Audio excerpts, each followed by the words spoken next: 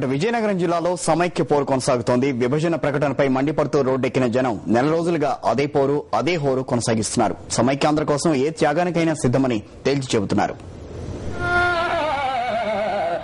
తెలుగు ప్రజల సమైక్యత కోసం జగన్మోహన్ రెడ్డి చేపట్టిన నిరవధిక నిరాహార దీక్షకు మద్దతుగా విజయనగరంలో రిలే నిరాహార దీక్షలు కొనసాగుతున్నాయి.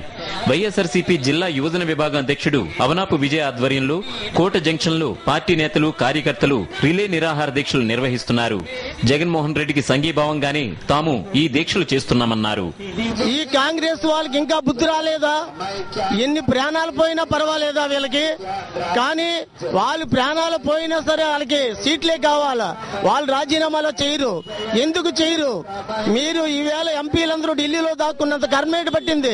రేపు మీకు ఓట్లు అక్కర్లేదా? మీకు సీట్లు అక్కర్లేదా?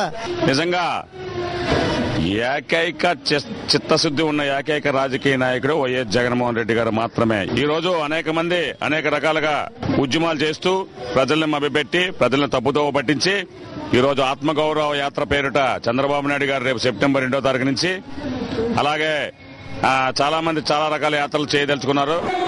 అటు సమైక్యాంధ్ర కోసం సమైక్యవాదులు చేపట్టిన భారీ ర్యాలీతో గజపతి నగరం కిక్కిరిసిపోయింది. తెలుగు తల్లి వేషధారణలో సమైక్యవాదులు ఆకట్టుకున్నారు.